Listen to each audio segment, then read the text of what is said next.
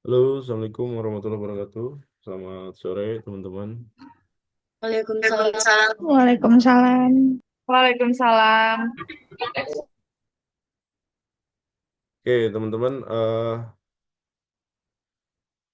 sebelum saya masuk ke materi, ada yang mau ditanyakan dahulu, silakan.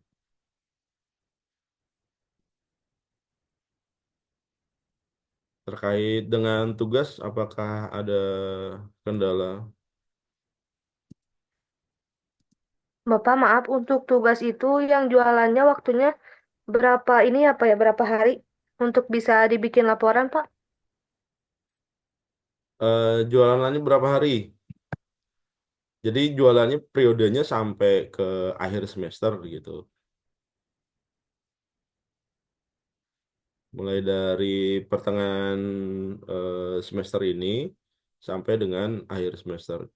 Nggak perlu tiap hari di foto atau ada laporannya. Eh, jadi tetap teman-teman tetap jalan jualan gitu ya, bisa transaksi gitu. Nanti di akhir baru bikin rekapan laporan transaksinya gitu ya.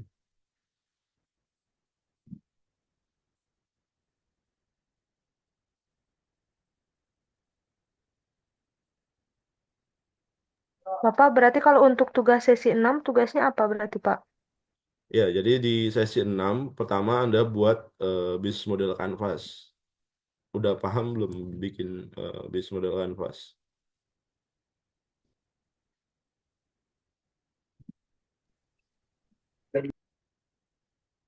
Silakan.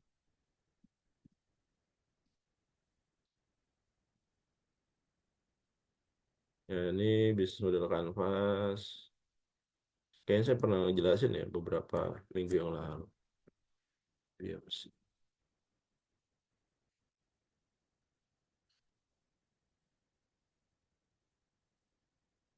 Nah, ini.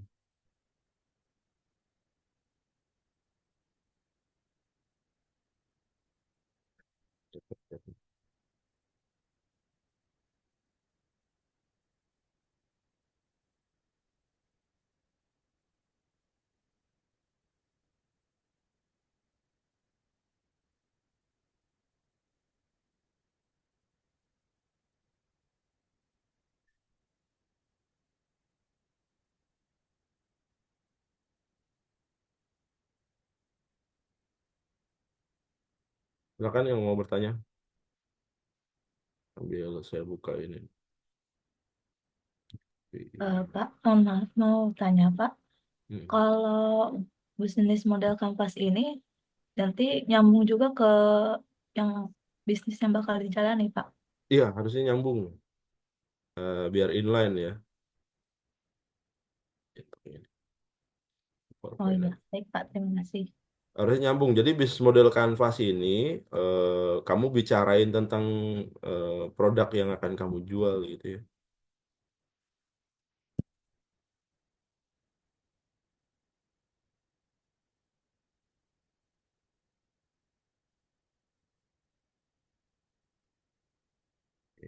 Nah, ini bisnis model canvas nih, teman-teman. Ada 9 aktivitas ya yang ada dalam bisnis model canvas ya. Yang pertama ada value proposition gitu ya. Eh, Kamu tentuin dulu produk yang akan kamu jual ya. Yang kamu mau jual itu apa? Katakanlah es krim gitu ya. Maka value apa yang akan kamu deliver atau jus lah ya, jus jus segar gitu ya, jus apa jus fresh juice gitu ya. Fresh juice, produk apa yang akan kamu jual adalah fresh juice. Ya. Value apa yang akan kamu deliver ke klien kamu, misalkan kesegaran perasan buah murni gitu ya. Nah, ditulis di sini nih, kesegaran perasan buah buah murni. Kemudian kliennya siapa gitu ya. Karena kamu nanti misalkan buka booth, nggak usah buka booth ya. Tapi nggak nutup kemungkinan ya teman-teman kalau Anda mau buka booth, misalkan kamu berkelompok gitu ya, 3 atau 4 orang. Kemudian Anda sewa booth, gitu ya, ada sewa tempat, sewa lokasi. Kemudian Anda gaji orang gitu ya, yang membuat nungguin. Kan kalau 4 bermodal itu ya, kumpulin modalnya cukup gitu ya, buat Anda usaha gitu. Kemudian Anda sewa booth, beli perlengkapan dan segala macam. Kemudian Anda hire karyawan gitu yang buat nungguin. Kemudian Anda sewa tempat di satu lokasi, misalkan di taman gitu ya, yang banyak orang nongkrong gitu ya. Fresh juice, kesegaran buah asli eh, dari buah realnya gitu, misalkan value proposition itu. Kemudian kliennya Anda tentukan loh, di tongkrongan itu banyak, apa di taman itu banyak yang sering ngumpul, sering datang gitu siapa aja, misalkan eh, anak muda gitu ya, atau ada orang tuanya juga, ada anak-anak misalkan. Nah, kliennya berarti Anda tetapin tuh targetnya siapa aja. Dari fresh juice yang akan Anda jual, kliennya siapa. Nah, untuk menentukan klien gitu, Anda harus sudah tahu mapping lokasi gitu ya, di lokasi tempat jualan kamu, target marketnya siapa. Jadi secara nggak langsung Anda harus observasi dulu tuh sebelum buka booth gitu ya. Sebelum buka booth, Anda udah observasi dulu orang yang ngumpul di daerah itu siapa aja gitu ya. Tipe usianya berapa, karakternya gimana dan segala macam. Nah, itu Anda tuliskan di klien ini atau customer Anda gitu ya. Kemudian channel, cara eh, cara Anda nge-treat klien Anda gimana gitu. Misalkan di channel ini, oh sorry ini kebalik nih. Harusnya nih di sini channel, di sini relationship. Nggak apa-apa deh. Saya jelasin relationship dulu ya. Relationship itu cara Anda nge-treat kliennya gimana. Misalkan ada promo gitu ya. Beli 2 jus beli 1 jus dapat 2 gitu misalkan. Atau beli 3 dapat 1 misalkan. Nah itu promo, kemudian apalagi pendekatan-pendekatan ya supaya attract si klien kamu untuk membeli produk kamu. Nah, ini cara Anda berhubungan dengan customer. Ini namanya relationship, ya. Kemudian channelnya gimana? Nah, channelnya adalah booth Anda, lokasi jualan Anda gitu ya. Anda buka warung tenda, Anda buka booth, Anda sewa lokasi dan segala macam gitu ya. Nah, ketemu tuh, udah value-nya udah ketemu, kliennya ketemu, cara komunikasinya ketemu, channelnya juga ketemu. Nah, ini dari 4 ini ada yang mau ditanyakan dulu nggak sebelum saya lanjut ke apa ya, kotak yang lainnya. Silakan.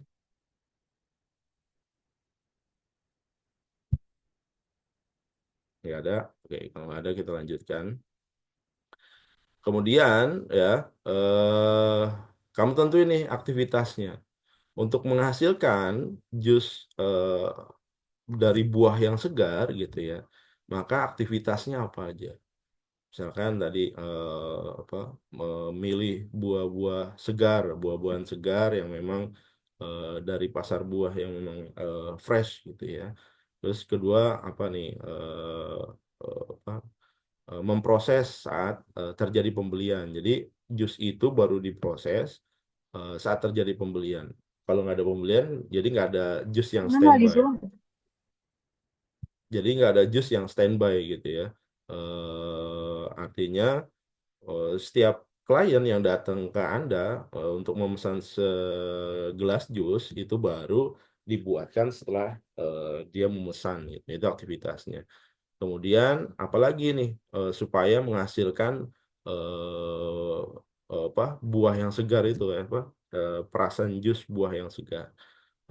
Inputnya misalkan tadi inputnya pemilihan buah yang segar gitu ya dari pasar buah yang memang menyajikan buah-buah yang fresh gitu ya. Kemudian melakukan pemrosesan, prosesnya melakukan pemrosesan eh, saat pelanggan memesan jus tertentu misalkan ya, itu prosesnya. Outboundnya apa? Outboundnya packaging gitu ya, packaging jus itu ke dalam gelas. Gimana supaya dia tetap fresh gitu? Berarti misalkan packagingnya harus tertutup, harus higienis dan segala macam gitu ya. Kemudian yaitu kan inbound, proses outbound. Inboundnya tadi memilih buah, prosesnya memeras buahnya, kemudian outboundnya adalah packaging, mempackage jusnya ke dalam gelas yang memang fresh gitu ya.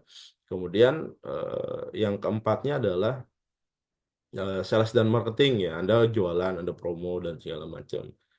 Yang kelimanya adalah services. Service apa nih yang Anda berikan? Misalkan eh, Anda eh, bisa aja misalkan ada pelanggan datang ke booth Anda gitu ya. Eh, Bingung dia mau mesen jus buah yang mana yang segar. Nah, itu boleh jadi services Anda gitu untuk menawarkan ini yang segar nih misalkan dia mau yang manis atau mau yang kecut dan segala macam. Nah, itu jadi treatment Anda. Nah, itu jadi services Anda. Jadi ada 5 aktivitas gitu. Kemudian resource-nya apa aja? Resource-nya apa aja nih untuk menghasilkan untuk menjalankan aktivitas ini gitu ya. Resource-nya tadi untuk memilih buah berarti Anda harus punya kenalan toko buah gitu ya. Kemudian Anda harus punya alat peresan buah ya, misalkan, atau Anda harus punya blender gitu ya untuk memproses buah, atau Anda beli apa tuh blender yang bisa memisahkan antara ampas dengan apa sari-sari buahnya itu gitu ya. Nah, itu resource-nya itu gitu. Atau yang ketiga misalkan Anda harus punya alat silen gitu ya. Eh, Biasa kan kalau kita pesan jus itu ada apa? Ada yang buat silennya tuh, yang buat nutup cupnya dan segala macam. Nah, itu resource-nya untuk agar apa sih resource ini? Resource ini diperlukan untuk agar aktivitas yang tadi 5 tadi, yang inbound, process, outbound, sales dan services itu bisa dilakukan gitu ya. Nah, kemudian yang ke ini 8 adalah partners. Partners ini adalah mitra Anda dalam menjalankan usaha buah. Misalkan mitra Anda siapa nih? Toko buah satu yang pasti. Yang kedua pemilik tempat ya. Yang ketiga misalkan kebersihan misalkan. Yang keempat apa ya yang menjadikan mitra Anda, atau supplier es gitu ya. Supplier gelas misalkan di situ. Kemudian cost-nya apa aja nih? Biaya apa aja yang dibutuhkan untuk menjalankan usaha ini. Biayanya sewa tempat 1 bulan misalkan 1,5 juta gitu. Biaya karyawan 1 bulan gajinya berapa gitu ya. Kemudian biaya packaging gitu ya, apa beli tempatnya, gelasnya dan sealernya itu butuh biaya berapa besar gitu ya. Kemudian apalagi yang dibutuhkan? Oh, beli buahnya nih, kos masuk beli buahnya, buah segarnya nih dibutuhkan berapa rupiah gitu ya. Anda detailkan kosnya, nanti ketahuan nih kos yang dibutuhkan untuk menjalankan usaha ini berapa besar. Nah, revenue-nya dari mana? Revenue berarti dari penjualan jusnya itu, misalkan satu cupnya ada jual 10.000 atau 15.000 gitu, atau something gitu. Kemudian apalagi yang bisa Anda monetize di sana gitu ya, dari toko jus buah Anda, apakah Anda jual cemilan juga gitu ya, ataukah Anda jual apa roti bakar dan segala macam yang lainnya gitu, bisa juga sebagai revenue-nya. Nanti dari situ kelihatan gitu ya whole business dari lingkup bisnis dari usaha yang akan Anda jalankan gitu. Nah, di usaha ini diharapkan sih bisa jalan segera ya. Jadi di week ke-6 ini Anda udah mulai bikin bisnis model canvas dan menentukan usaha apa aja yang akan Anda jalankan gitu ya. Diharapkan nanti di minggu ke-8 atau minggu ke-9 itu usaha Anda udah mulai jalan gitu ya. Anda udah mulai bisnis, Anda udah mulai jualan gitu ya, sampai dengan pertemuan terakhir gitu ya di peak ke-14. Berarti 9, 10, 11, 12, 13, 14. Nah, itu setelah itu di final week ke-14, di week ke-15-nya itu ada pelaporan. Nanti Anda bikin rekap laporannya, rekap laporan penjualan, ya transaksinya berapa, modalnya berapa dan segala macam. Eh, nah itu jadi tugas Anda di tugas yang kedua nih sebelum final test. Nah selanjutnya kalau Anda mau lanjutkan silakan, kalau mau di stop silakan. Syukur-syukur bisa dilanjutkan gitu teman-teman. Silakan kalau ada yang mau ditanyakan.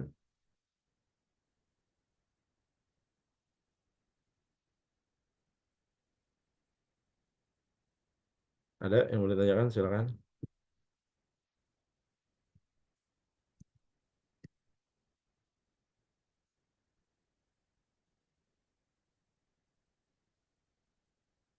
Nah usahanya nggak perlu selalu sewa tempat ya teman-teman. Saya nggak memaksa Anda. Kalau Anda kerja ya bisa juga. eh, Kalau di kantor saya sering juga tuh apa karyawan jualan gitu ya. Jualan cemilan kah, jualan baju atau jualan apa gitu ya. Eh, Alternatifnya banyak gitu ya. Nanti disesuaikan aja gitu. Kalau misalkan Anda jualan sendiri-sendiri bisa juga Anda nggak perlu berkelompok gitu ya. Anda punya modal sendiri, Anda jualan sendiri, jualan ke rekan-rekan kerja Anda gitu ya. Anda jualan souvenir kah, jualan apakah gitu ya. Nanti sama dibuat bisnis model kanvasnya kayak gitu.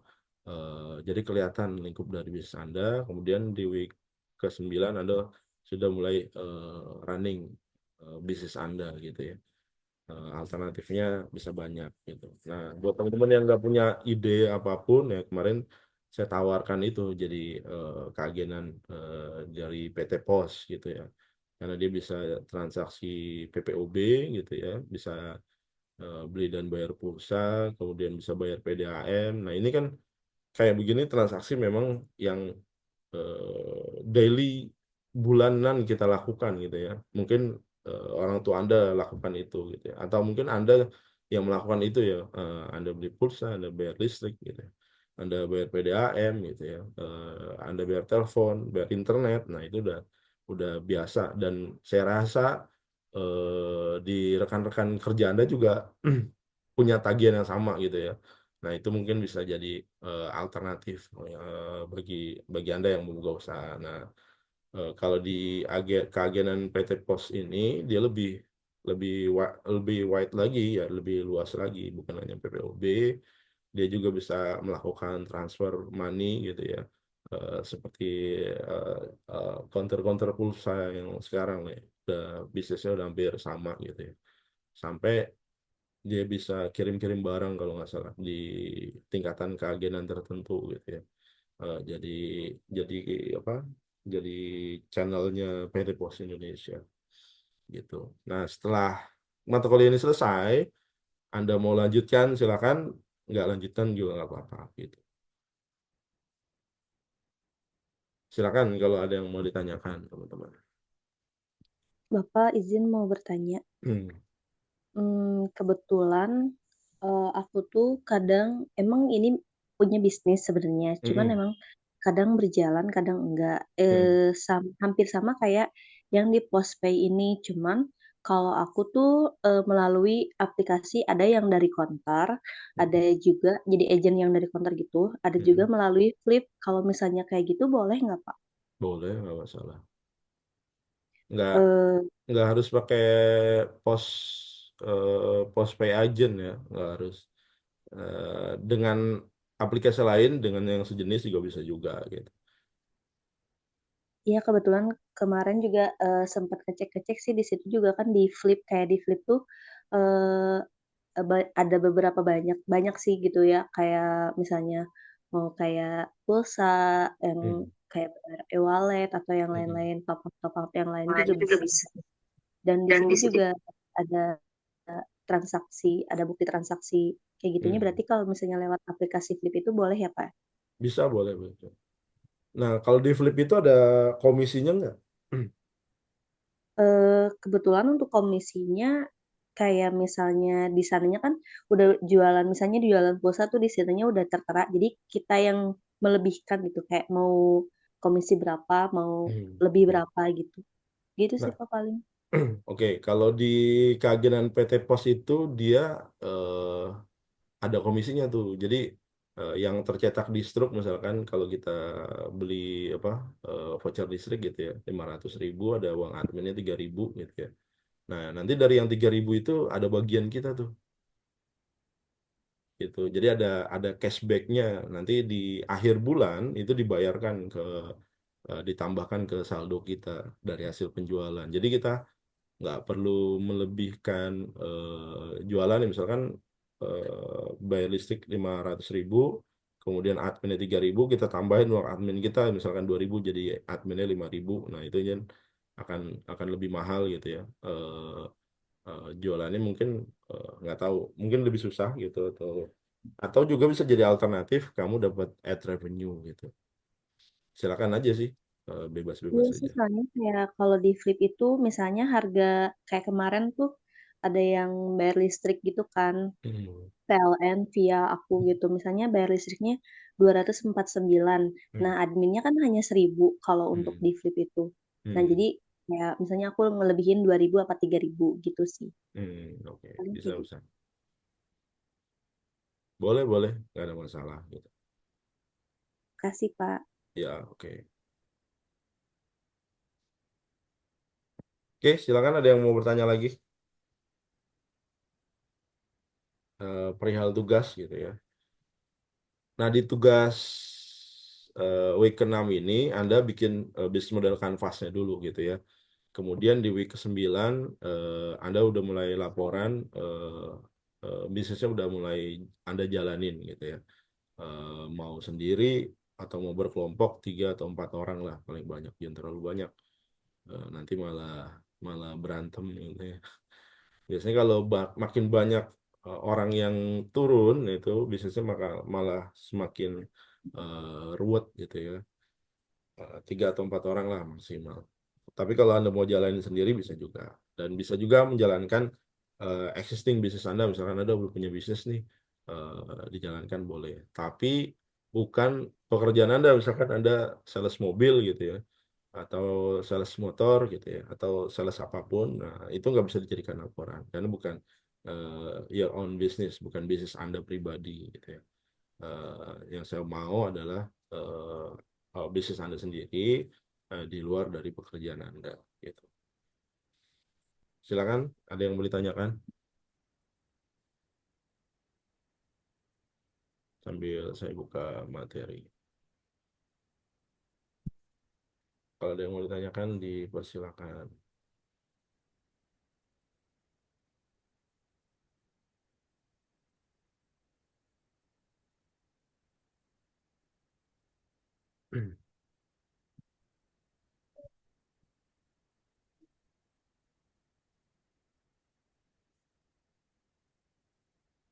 Oh iya nih, saya ingetin kuisnya nih masih kuis 4 masih ada 8 orang ya yang belum mengerjakan kuis 5. Wah banyak banget nih kuis 5 nih. Masih ada 19 orang yang belum mengerjakan ya.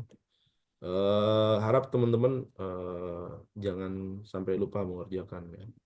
Nanti Anda sendiri yang rugi.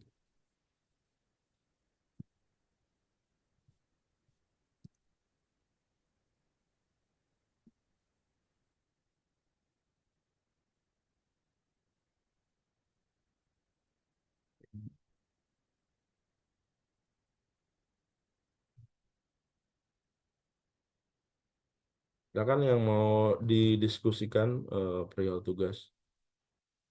Pak, izin bertanya Pak. Ya, silakan mau atur. Terkait dengan kuis itu Pak, kan nggak kebuka semua ya Pak nilainya Pak. Padahal di sesi 3 saya kebuka nilainya atau ada ketentuan tertentu gitu Pak. Ya, jadi gini, di set di tugas di kuisnya ini misalkan kayak gini ya. Kuis 5 nih ya. Dia berakhir tanggal 15 November gitu ya, 2024. Misalkan Anda mengerjakannya 14 November. Begitu selesai mengerjakan, itu nilainya nggak bisa langsung terlihat karena periode kuisnya masih berlangsung sampai 15 November. Anda baru bisa lihat nanti di tanggal 16 November gitu ya. Gitu. Kalau Anda ngelihatnya Eh, di tanggal sekarang nggak bisa. tapi yang di sesi 1 itu kalau nggak salah sudah selesai close ininya Pak, tapi belum keluar nilainya. Belum keluar. Betul Pak, malah yang di sesi 3 yang sudah keluar. Sesi 1, coba saya lihat settingannya ya.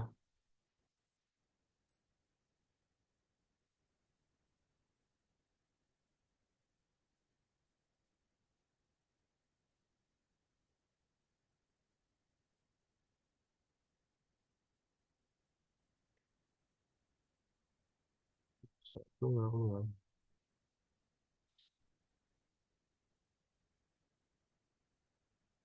15 Oktober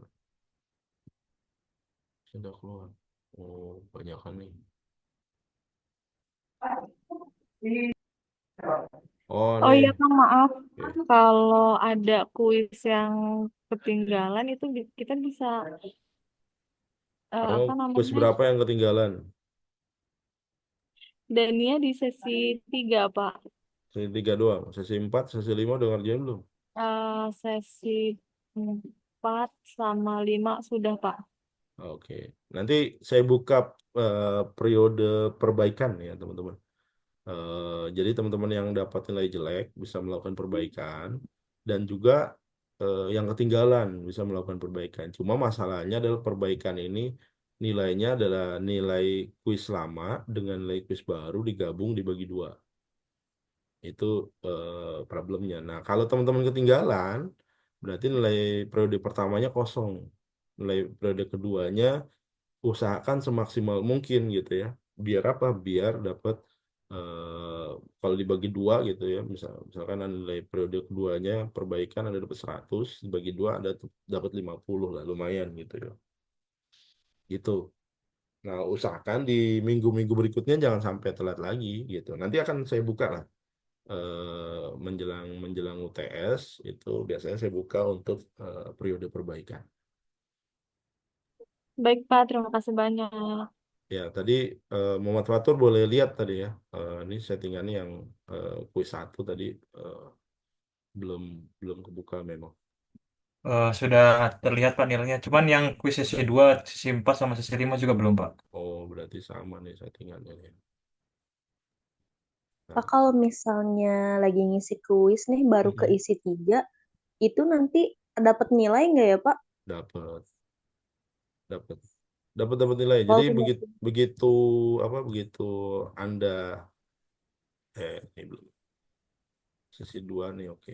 Nah, begitu Anda close otomatis dia akan ngeri apa nge-save jawaban yang udah Anda jawab. Misalkan Anda udah jawab 3 ya udah ke save-nya 3 gitu.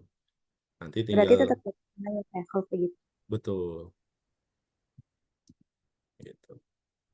Udah bisa ya week 2 atur. Iya Pak. Oke, week 4 ya sekarang. Udah nih week 4. Harusnya bisa. Oh, masih 15 November. Masih ada periodenya. Week 4 masih bisa dikerjakan ya.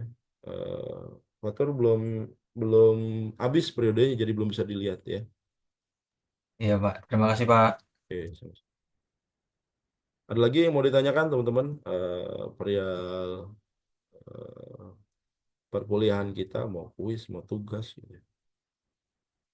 Atau Anda kesulitan ide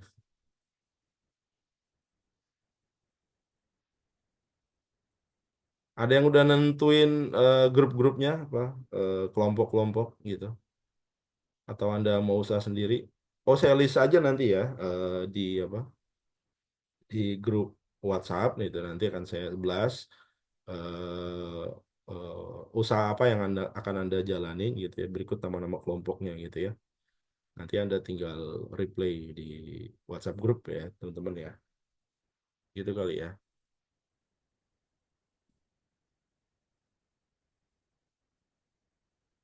Jadi tugas minggu ke-6 Anda diminta membuat bisnis model kanvas berkaitan dengan usaha yang akan Anda jalanin gitu ya. Anda bisa berkelompok atau bisa sendiri-sendiri gitu ya. Alternatifnya banyak gitu ya, termasuk opportunity yang saya tawarkan tadi menjadi agen PT Pos Indonesia gitu ya. Eh, tutorialnya nanti saya bagikan. Kemudian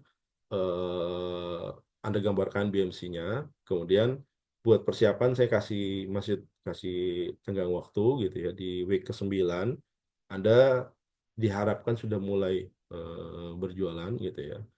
Eh, Nanti di week terakhir perkuliahan Anda tinggal buat laporan hasil penjualan gitu ya. Atau bisa juga laporan lokasi usaha Anda gitu ya. Ada foto sebagai lampiran. Itu mungkin bisa jadi add value buat Anda nanti. Sebagai buktian memang Anda menjalankan usaha tersebut gitu ya. Oke, nggak ada lagi yang ditanyakan. Kalau nggak ada, saya masuk ke materi ya. Ini sesi kita yang ke-6, identifikasi peluangnya, opportunity identification. Nah, ide sama nih. Eh, saya rasa Anda nanti dalam merumuskan bisnis model Canvas, yang Anda perlukan adalah ide. Ide itu gampang-gampang susah ya teman-teman ya. Tapi kalau Anda yang udah terbiasa, eh, udah punya jiwa bisnis gitu ya, mungkin Anda udah akan cepat gitu ya mendapatkan ide dari lingkungan sekitar. Kira-kira saya mau ngapain gitu ya, kira-kira mau mau usaha apa gitu. Nah itu biasanya lebih cepat. Nah, orang-orang yang cepat dapat ide ini, ide bisnis ini gitu ya, either memang dia punya darah bisnis gitu ya, atau mungkin memang dari kecilnya udah terbiasa bersentuhan dengan bisnis dengan orang tuanya dan segala macam. Nah, ada beberapa yang memang eh, apa yang orang tuanya pedagang gitu ya. Mulai dari kecil anaknya udah terbiasa diajak ke lokasi tempat dia usaha gitu. Nah, itu juga bisa melatih eh, anak untuk cepat gitu ya mendapatkan ide bisnis. Dan ini juga bisa dipelajarin teman-teman ya. Jadi dengan apa? Dengan observasi, dengan mengamati dan segala macam. Eh, saya pernah punya cerita gitu ya,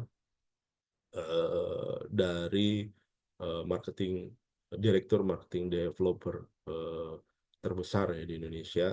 Eh, Kebetulan pernah meeting bareng gitu.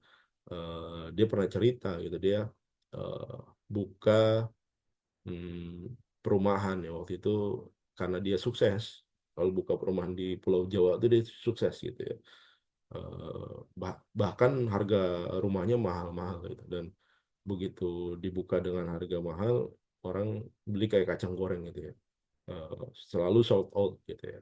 Karena memang dari track recordnya gitu ya, perumahan-perumahan yang dia develop, begitu dia bangun, dia develop, dijual gitu ya, nggak lama harganya akan naik. Makanya orang apa, hype-nya tinggi untuk membeli propertinya dia gitu. Once kemudian dia buka perumahan di Kalimantan gitu ya, di Kalimantan Timur, eh, karena memang dia ngelihat marketnya luas gitu ya. Banyak orang-orang yang menengah ke atas di sana karena memang dekat lokasi tambang dan segala macam.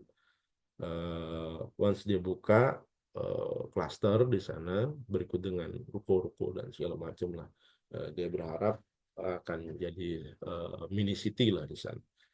Pilot projectnya dia gitu ya. Begitu dia bangun, tahap pertama memang nggak begitu besar. Dia buka, dia jualan gitu ya. Yang jualan bukan dia, yang jualan anak buahnya, cabang yang ada di Kalimantan. Begitu jualan, ternyata sebulan, 2 bulan, dan seterusnya yang laku sedikit gitu ya. Bahkan cenderung nggak laku gitu ya.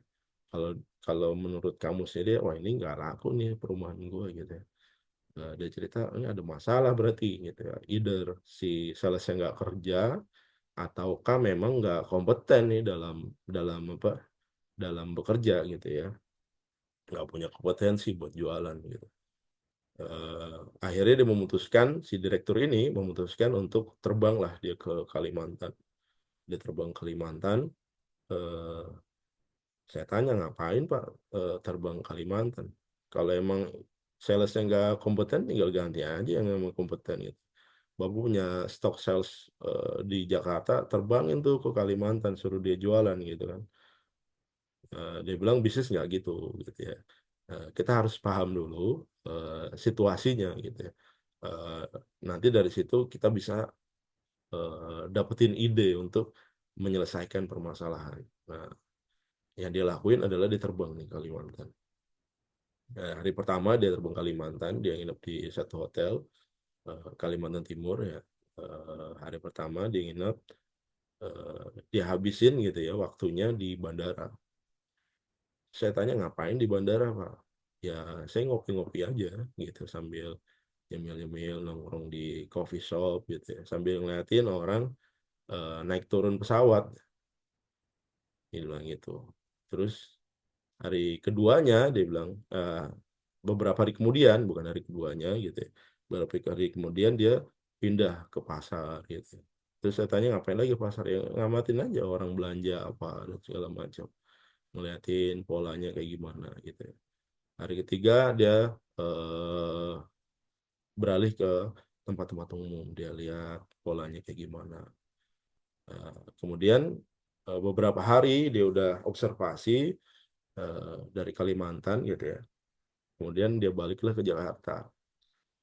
Keputusannya waktu itu dari dia mencengangkan gitu ya. Dia bilang, udah selesai tetap bekerja aja, eh, nggak perlu ada yang dipecat gitu ya. Cuma mulai besok harga rumah naik eh, 2 sampai 3 kali lipat, 2 sampai 3 kali lipat gitu ya. Saya bingung, waduh, kemarin harga rumah segini aja nggak ada yang beli gitu ya. Apalagi dia naikin 2 sampai 3 kali lipat gitu ya. Dia bilang udah jalanin aja gitu kan. Saya kan nggak mecat kamu, saya suruh kamu jualan gitu ya. Pokoknya jualan, harga rumahnya besok sudah naik gitu ya. Akhirnya ya udahlah, dia tetap jualan. Besok dia melakukan promo lah, harga rumahnya naik 2 sampai 3 kali. Begitu jualan si salesnya, berjalan 1 bulan, ternyata rumahnya jadi sold out. Rumah dan rukonya habis terjual.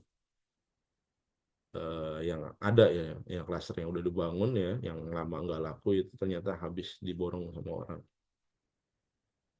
Dia cerita, saya tanya tuh kenapa kok bisa laku Pak?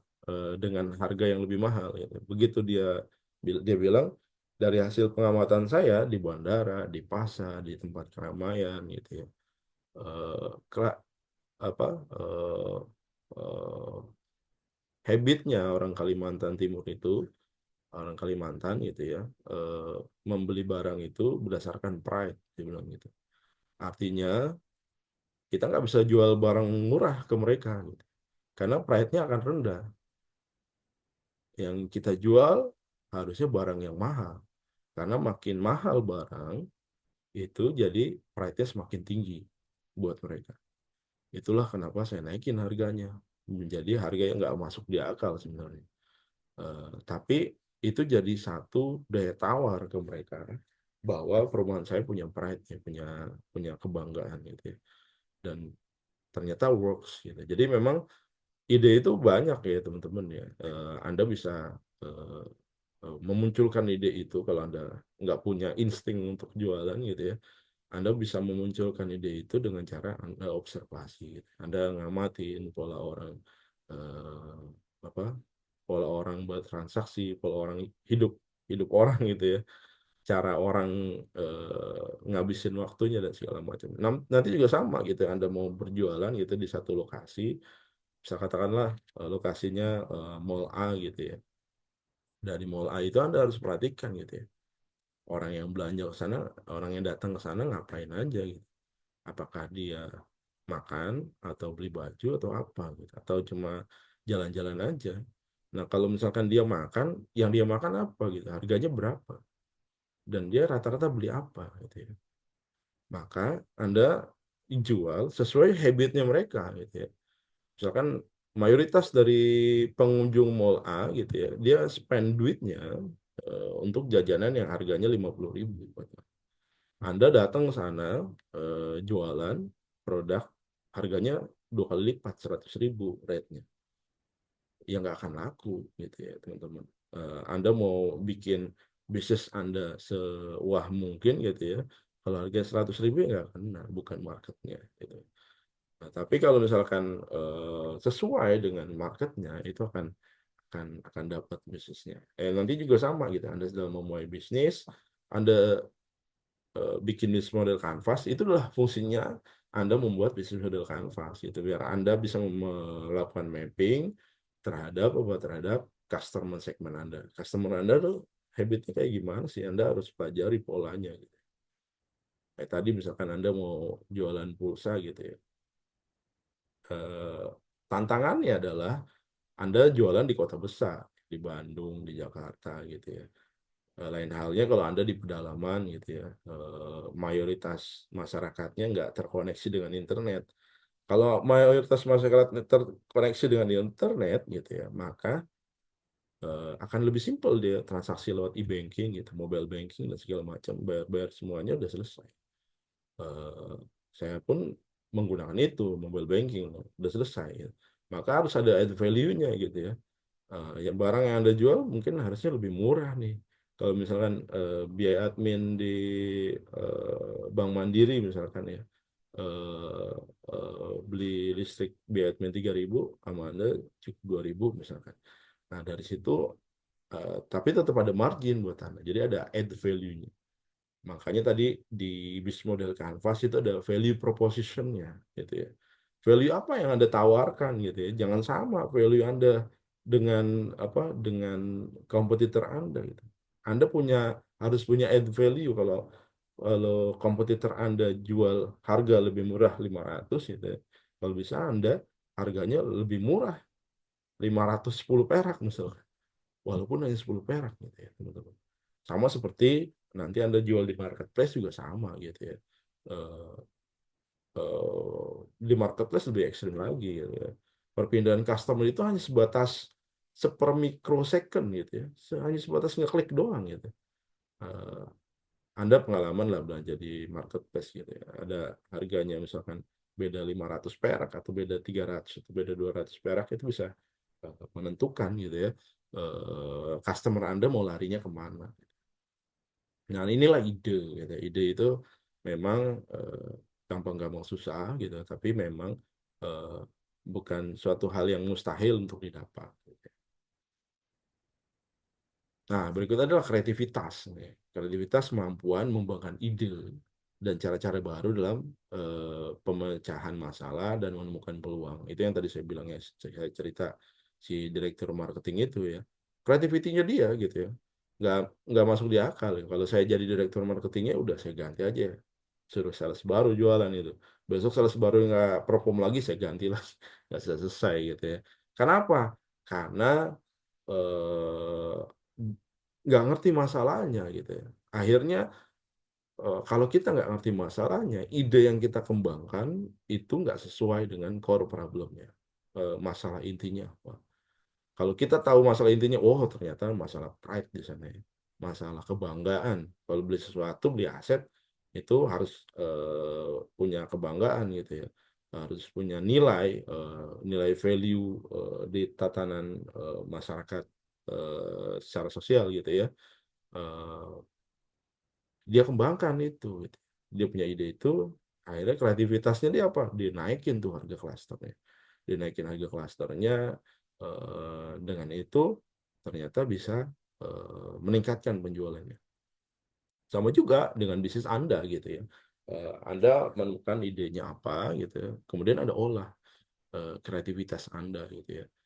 Anda jualan, misalkan Anda jualan cemilan gitu ya, jangan cuma jualan cemilan gitu ya. Karena semua orang, coba aja gitu ya, Anda keluar malam-malam gitu ya, di dekat lokasi, dekat rumah Anda masing-masing gitu ya. Semua orang jualan paket jualannya masing-masing gitu. Ada jualan martabak, ada jualan cemilan gitu ya. Yang membedakan dia dengan yang lainnya apa?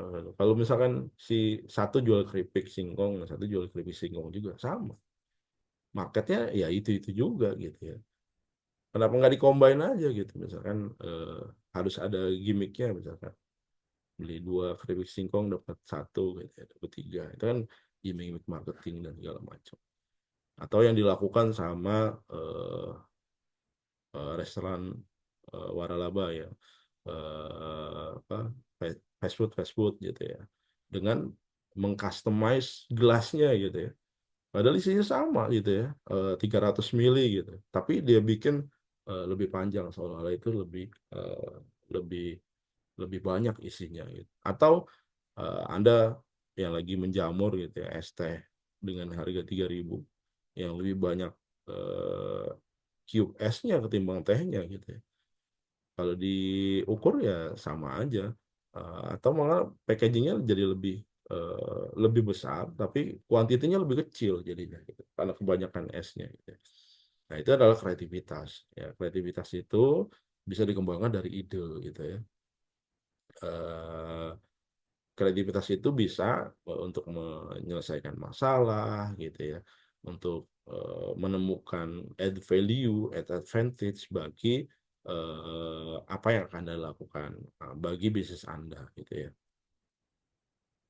Nah, ini berpikir kreatif, berhubungan erat dengan kreativitas. Jadi di usia Anda gitu ya, mungkin ada eh, mayoritas usianya 20 atau 30 lah ya.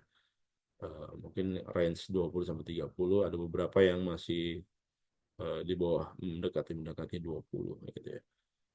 Latih otak Anda untuk selalu berpikir kreatif gitu ya, teman-teman. Apalagi di usia muda Anda gitu ya. Eh, karena dengan Anda berlatih gitu ya, nanti begitu usia Anda udah 30, udah 40 gitu ya, Anda punya kebiasaan bagus untuk berpikir kreatif. Karena berpikir kreatif itu salah satu cara kita survive dalam hidup gitu ya. Karena hidup ini eh, makin tua Anda gitu ya, boleh jadi challenge-nya akan semakin besar gitu. Dan itu harus dipersiapkan dari usia Anda muda gitu ya. Itulah kenapa di mata kuliah ini saya mengendorse Anda untuk jualan gitu ya. Boleh jadi nanti Anda bisa mengembangkan bisnis-bisnis yang lain yang dari pengalaman-pengalaman yang kecil-kecil kayak gini. Atau boleh jadi juga bisnis yang Anda akan jalankan hari ini akan jadi future Anda gitu ya. Anda jadi eh, bisnis Anda akan jadi lebih besar lagi. Boleh jadi seperti itu, mudah-mudahan gitu ya. Nah, kreativitas Anda tuh harus harus diasah gitu ya. Apalagi wirausaha gitu ya. Wirausaha itu eh, nggak bisa berpikir monoton di satu satu titik aja gitu ya. Kalau dia udah menyelesaikan satu titik, maka langkah berikutnya dia harus mikirin titik yang lain, titik pencapaian apa yang harus dia capai selanjutnya, berikutnya itu kayak gimana. Ber- Titik B selesai, langsung ke titik C. Titik C selesai, langsung ke titik D. Seperti itu gitu ya. Kalau dia berhenti, misalkan dia udah capai di titik A gitu ya, kemudian dia berhenti berpikir, ya udah, dia akan stuck di situ. Kalau dia stuck di situ nggak moving, ya udah tinggal ada dua pilihan aja, dia akan tersingkir ataukah dia akan jadi fosil gitu ya di titik itu. Karena di titik A itu nggak selamanya jadi hype trend gitu ya. Boleh jadi hari ini titik A jadi tren misalkan gitu ya. Tapi ada waktu nanti titik A itu bukan tren lagi gitu. Kita udah banyak jumpai banyak bisnis lah ya yang memang lagi tren-trennya tuh banyak menjamur gitu ya. Begitu trennya udah hilang, eh, ternyata udah dilupain gitu ya. Udah banyak ada bisnis makanan, minuman gitu ya. Eh, yang cuma hype-nya cuma sekitar 2 bulan, 3 bulan, selanjutnya kelar gitu ya, selesai. Nah itu jangan sampai Anda ada di tempat itu, gitu. Jangan sampai Anda di lokasi itu, gitu ya. Berpikir kreatif itu bisa memperpanjang Anda, gitu ya. Jadi memang eh, rumusnya cari rezeki itu satu, gitu ya. Rumus cari rezeki itu adalah bergerak, gitu ya. Berpikir kreatif itu salah satunya, gitu ya, dari bergerak. Jadi kalau Anda mau cari rezeki itu ya caranya bergerak. Nggak bisa Anda diam aja tuh nggak bisa gitu. Walaupun Anda cuma apa mencet-mencet handphone gitu ya, itu salah satu cara untuk cari rezeki gitu ya. Ada orang susah nih cari uang gitu ya, Anda nggak gerak gitu. Tapi saya udah gerak nih, tapi tetap nggak dapet nih, berarti Anda kurang kreatif gitu ya. Eh, Seperti itu. Kemudian hambatan nih, hambatan orang berpikir kreatif nih. Eh, ada hambatan emosional ya, emotional barrier, nggak mampu berpikir kreatif akibat perasaan tertentu gitu, takut. Ini Anda mau jualan, takut nih, nggak laku gitu ya. Makanya saya paksa sekarang. Anda jualan di week 9 gitu ya. Nanti laporan di minggu terakhir. Anda terpaksa untuk jualan. Artinya kalaupun nggak laku, Anda dapat nilai gitu ya, dapat nilai untuk mata kuliah ini gitu ya. Jadi Anda punya experience. Jadi memang kegagalan dan kesuksesan itu adalah pasti ya teman-teman ya. Eh, dan setiap orang tuh punya jatah kegagalan.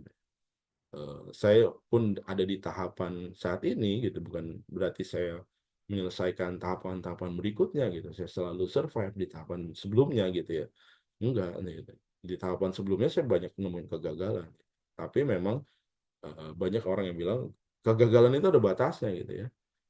Makanya habisin jatah gagal Anda gitu. Jadi begitu Anda gagal, jangan terpuruk gitu ya teman-teman ya. Begitu Anda gagal, itu jadikan cambuk buat Anda bahwa kegagalan Anda udah Anda ambil nih satu satu poin gitu ya.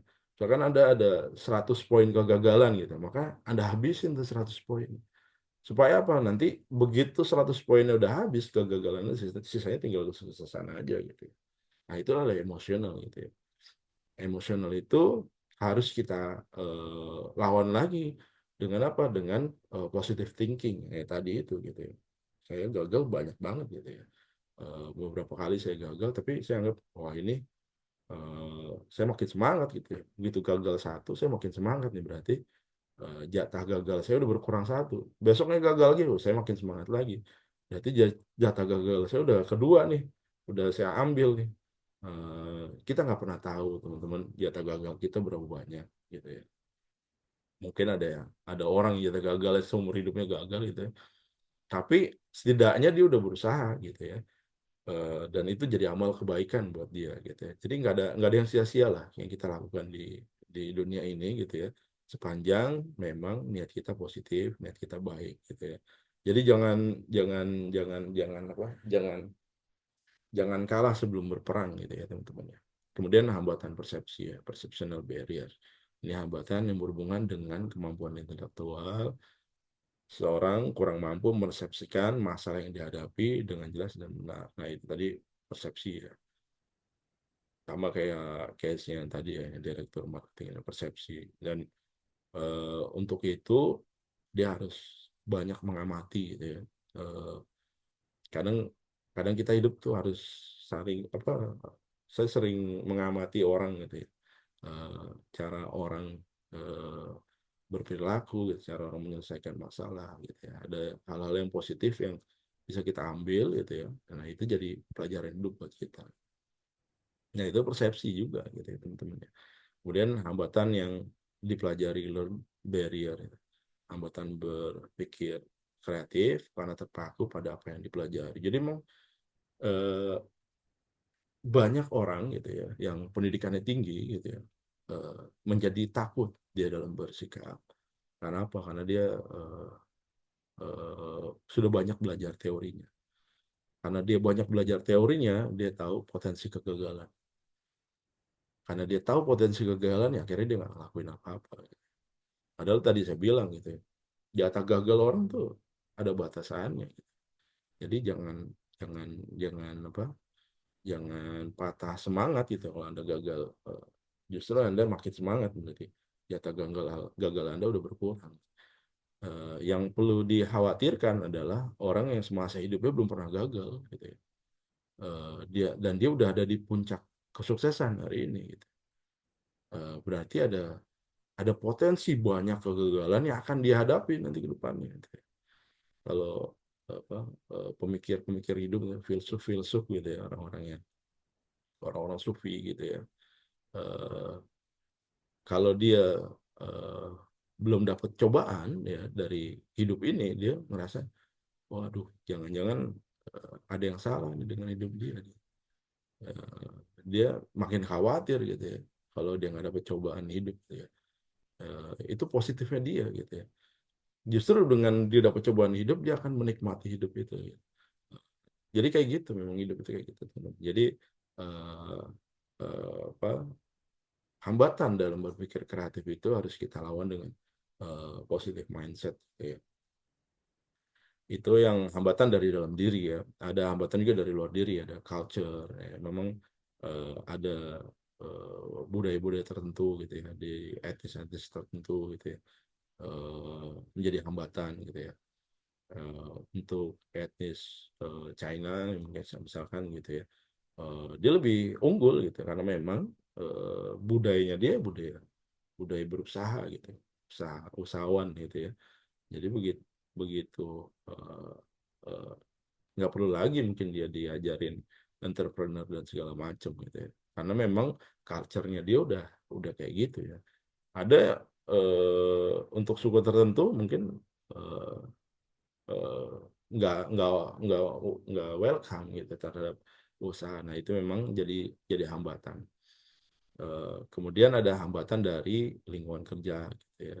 Kemampuan berpikir negatif dapat pengaruh oleh lingkungan kerja atau individu atau teman-teman gitu ya.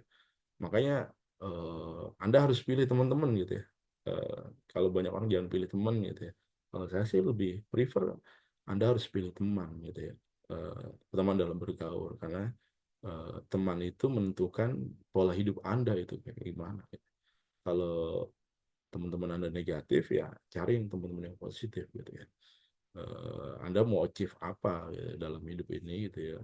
Maka carilah teman-teman yang memang sesuai dengan goals Anda gitu ya. Sesuai dengan eh, teman-teman yang positif lah, yang bisa mempengaruhi Anda untuk lebih baik lagi ya. Kemudian ada juga eh, hambatan dari luar yang didapat dari keluarga gitu ya. Memang culture-nya di keluarga itu seperti itu. Nah, ini memang eh, terberat gitu ya, teman-teman. Eh, Anda harus keluar dari culture itu. Karena apa? Karena tiap hari Anda di situ, nggak mungkin Anda pergi dari rumah, enggak gitu ya.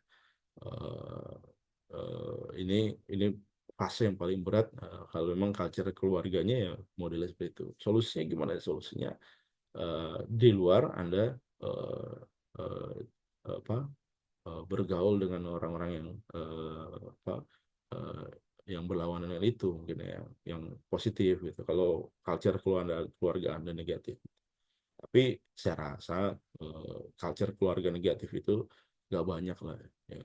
Eh, dari sekian juta mungkin ada beberapa apa 0, sekian persennya gitu ya. Nah, oke, selanjutnya, nah ini creativity. Nah ini gambaran aja gitu ya, hasil gambar-gambar anak TK gitu ya. Ini jadi apa eh, merchandise yang menarik gitu ya. Lihat aja gambarnya sih apa kayak SpongeBob gitu ya. Malah begitu direalisasikan jadi menarik juga gitu ya. Bisa dijual menjadi bisa punya nilai jual lah eh, barangnya gitu ya. Kemudian, nah ini juga sama gitu ya. Ini kan berawal dari gambar-gambar anak TK yang memang eh, nggak make sense menurut kita gitu ya. Kemudian diwujudkan lah dalam bentuk boneka. Nah ini jadi punya nilai jual. Nah sama kalau Anda di TikTok gitu ya, saya juga apa sosial media enthusiast gitu ya. Saya sering mengamati orang-orang yang hype di TikTok gitu. Ada orang yang memang ngasih tutorial bagus gitu, ngasih knowledge dan segala macam gitu. Tapi nggak nutup kemungkinan juga ya orang yang trending di TikTok, di sosial media, di Instagram gitu adalah orang yang ngasih tutorial-tutorial nggak penting gitu ya, di YouTube gitu. Cara pakai sendal jepit, gitu ya. Kemudian cara eh, pakai baju gitu ya. Kemudian cara apa ngelepas sendal itu nggak penting gitu ya. Tapi dia kemas itu menjadi sesuatu hal yang menarik gitu ya. Tadinya itu nggak penting gitu karena dia bahas, jadi kita mau dengerin juga gitu. Walaupun kita udah tahu gitu caranya kayak gimana gitu. Dan kontennya dia jadi hype gitu ya. Ya itu kreativitas ya, teman. Jadi kuncinya ya dua memang kalau di sosial media atau digital itu adalah kalau bagus sekali gitu ya, perfect gitu ya. Kalau jelek ya jelek banget gitu ya. Makin jelek ya makin makin ada potensi gitu ya. Kalau di tengah-tengah, di middle gitu ya, ya semua orang punya punya kans yang sama gitu untuk ngelakuin. Jadi bukan suatu hal yang menarik lagi. Nah, ini proses pencarian ide gitu ya, dari inside ataupun dari outside, bisa dari hobi gitu ya. Anda hobinya apa? Itu bisa jadi penghasilan Anda gitu ya. Anda kesukaannya apa? Kesukaan, kegelisahannya apa? Atau dari outside ya. Konsep ATM, amati, tiru, modifikasi gitu. Anda ngelihat orang, Anda tiru, Anda modifikasi. Kemudian Anda mencoba menyelesaikan masalah, eh, kemudian informasi kebutuhan. Itu pencarian ide gitu ya. Nah, ini start with the customer. Nah, ini juga bisa nih ya, sampai habis model canvas gitu ya. Anda ngelihat, oh marketnya sukanya begini. Oh marketnya opportunity begini. Berarti value yang ditawarkan harusnya kayak gini. Nah itu Anda tinggal gambarin di model canvas. Makanya penggambaran bis model canvas itu bisa dari dua versi ya teman-teman. Bisa dari value yang akan Anda hasilkan, baru Anda cari target customer-nya, atau dari target customer dulu udah ketemu gitu, baru Anda cari value apa nih yang bisa kita deliver ke mereka. Nah, kayak gitu. Oke, kemudian nih, ini proses pencarian ide lah ya. Ada yang namanya design thinking gitu. Mulai dari empathize, kemudian dia define gitu ya. Kemudian muncullah ide, kemudian dia buat prototype, kemudian dia testing. Nah, ada juga yang dari ide, generation, screening, kemudian di research gitu ya. Design, testing, dan launch gitu ya. Ini berkaitan dengan uh, topik disertasi saya, kemudian saya lagi kuliah S3 gitu ya.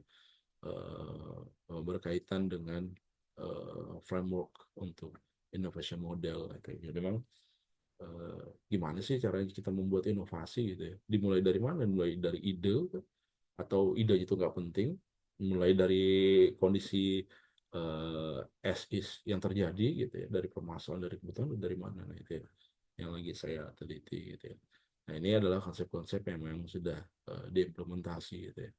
Tapi dengan konsep yang ada ternyata banyak juga yang gagal gitu. Bisnis-bisnis besar banyak juga yang gagal gitu ya. Apakah konsep frameworknya salah ataukah memang mereka nggak sepenuhnya ngejalanin framework ini. Oke, kemudian ada tips praktis menurut rumah perubahan. Wah, ini silakan Anda baca ya gitu ya. Rumah perubahan, innovation, nah ini. Proses menemukan atau mengimplementasi sesuatu hal yang baru gitu ya. Bisa berangkat dari kondisi saat ini atau dia eh, nggak perlu dari kondisi saat ini, semua halnya baru gitu, bisa juga itu inovasi gitu ya. Kemudian nah, innovation itu adalah invention cross komersialisasi ya, katanya gitu ya, inovasi invention dikalikan komersialisasi. Ini, contohnya ini new product dan new services gitu ya. Nah, ini new product, orang jualan cat. Nah, di dalamnya udah ada apa? eh, Biasanya kan kalau kita ngecat tuh ada tempatnya tuh ya buat gerakin roll gitu ya.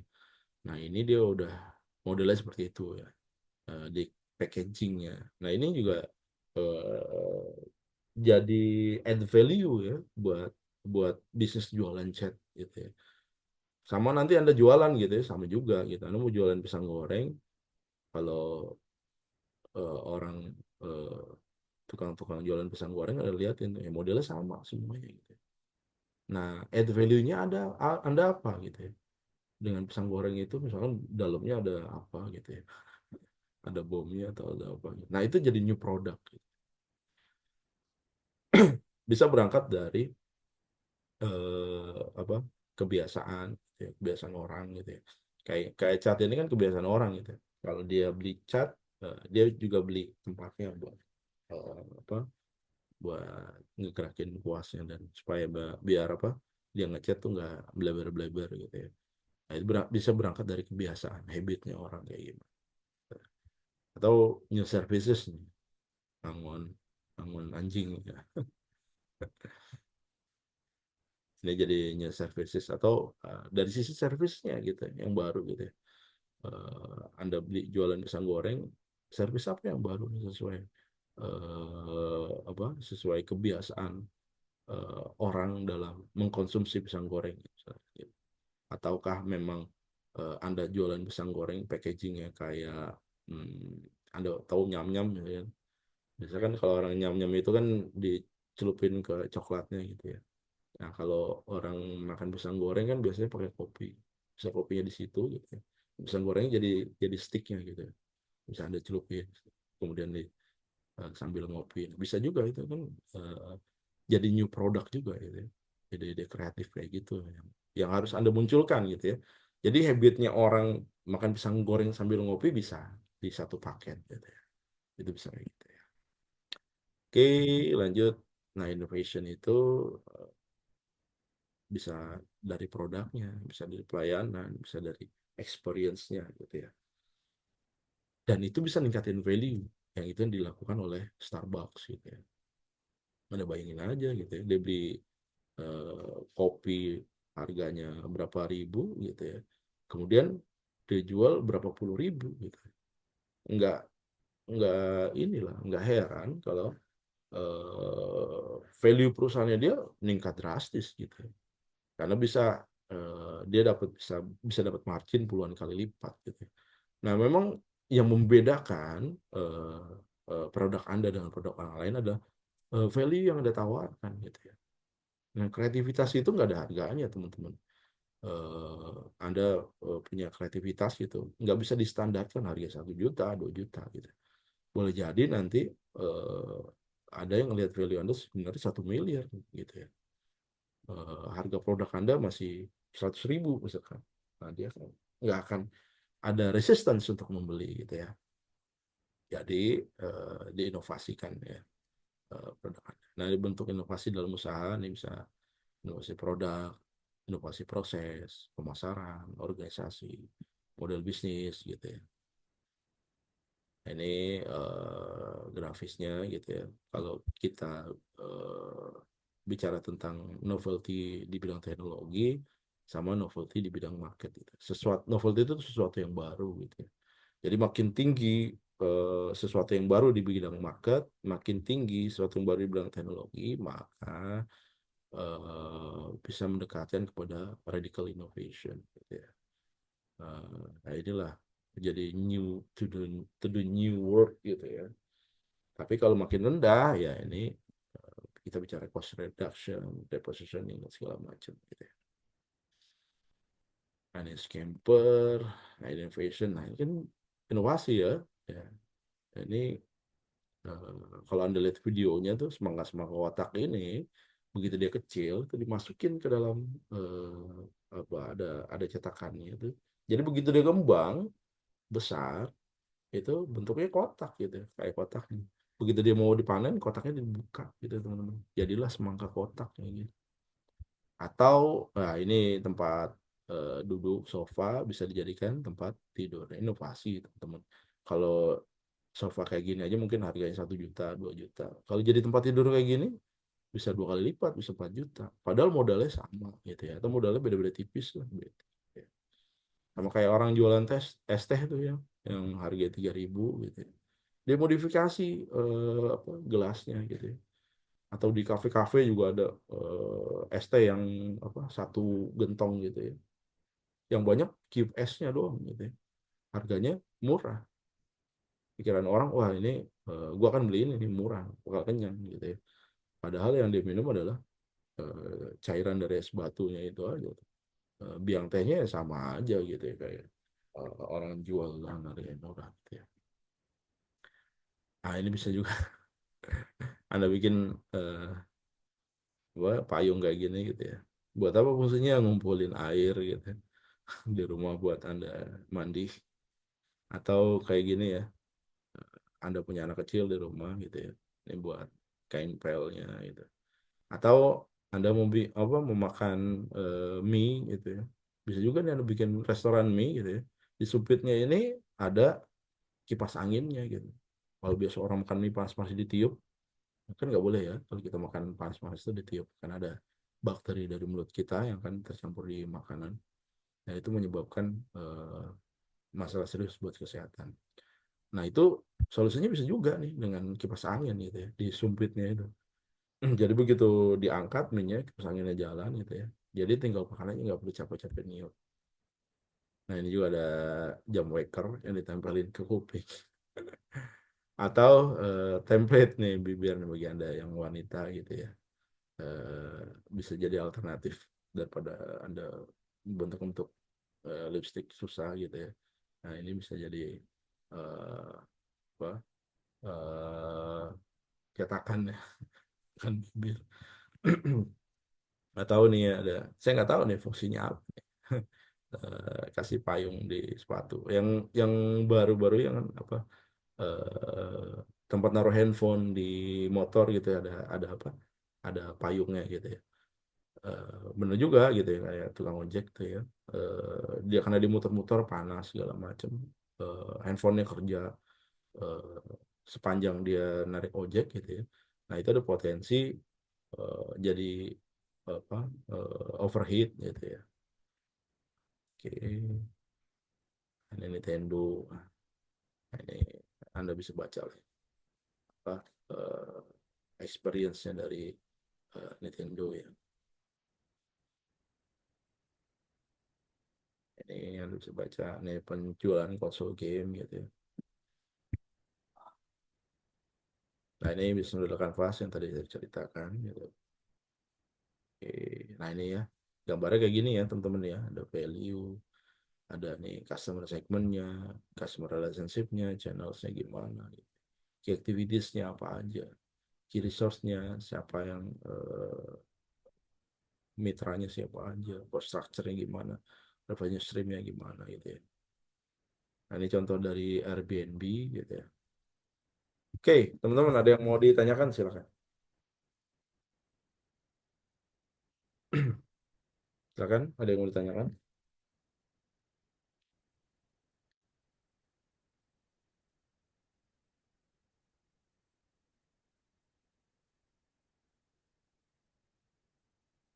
Nggak ada. Oke, kalau nggak ada saya cukupkan karena memang sudah jam 5. Terima kasih atas perhatiannya. Selamat sore.